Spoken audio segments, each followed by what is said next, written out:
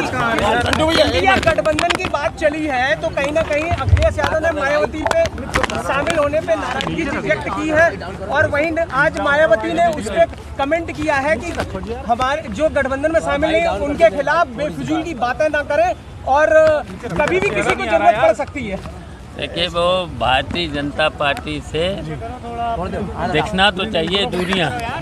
अगर भारतीय जनता पार्टी के अनुसार काम करेंगे तो उनसे नहीं हो सकता। उनसे कैसे उम्मीद की जा सकती, उनसे उम्मीद नहीं की जा सकती। लेकिन जिस तरह से इंडिया गठबंधन की चर्चा चली, कहीं ना कहीं विरोध में जयंत चौधरी भी शामिल थे।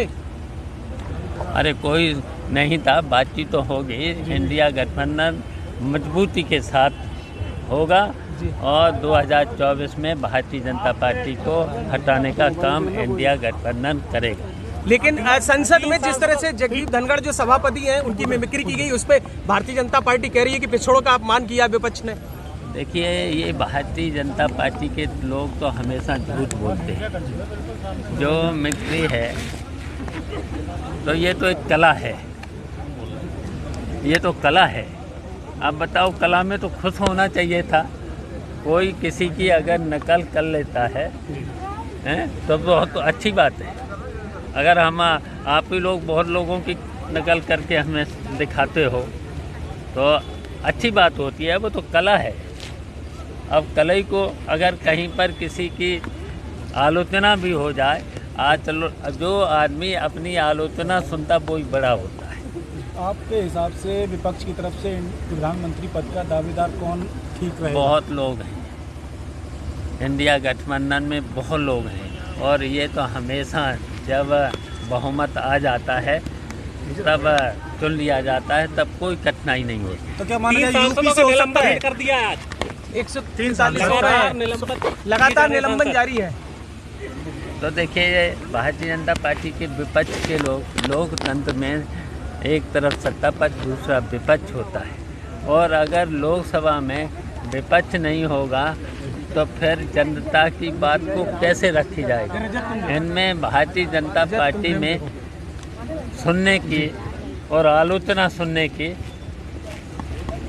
सामर्थ्य नहीं है।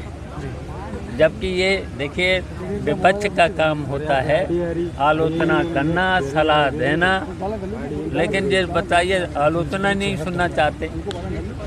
बताइए, जब चूक हुई है लोकसभा में तो जवाब देना चाहिए। प्रधानमंत्री को जवाब देना चाहिए, गृह मंत्री को जवाब देना चाहिए, सरकार को जवाब देना चाहिए।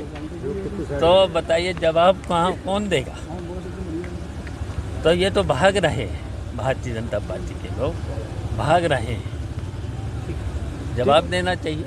अगर विपक्ष नहीं होगा तो बताओ फिर लोकतंत्र कहाँ है? लेकिन भाजपा ने बिल पेश किया है, क्रिमिनल लॉ के लिए कुछ कानून बढ़ाए हैं और ऐसे में 143 सांसद मौजूद नहीं है वहाँ पर। तो बताइए, ये क्या सही है? जब विपक्ष नहीं है तो ऐसा तो कभी हुआ नहीं संविधान में। तो ये तो लोकतंत्र के खिलाफ है। ये लोकतंत्र को मानते नहीं, संविधान को मानते नहीं। तो ऐसे में तो हमने तो तभी तो कहा था कि जब ये निलंबित करना चाहते हैं तो फिर जनता के बीच में आ जाएं, चुनाव में आ जाएं हैं। फिर तो सब जिनको लोगों को सस्पेंड करते जा रहे हैं तो पूरे विपक्ष को फिर इस्तीफा दे के चुनाव की मांग करना चाहिए। चुनाव में आओ, मैदान में आओ। ठीक है, थैंक यू।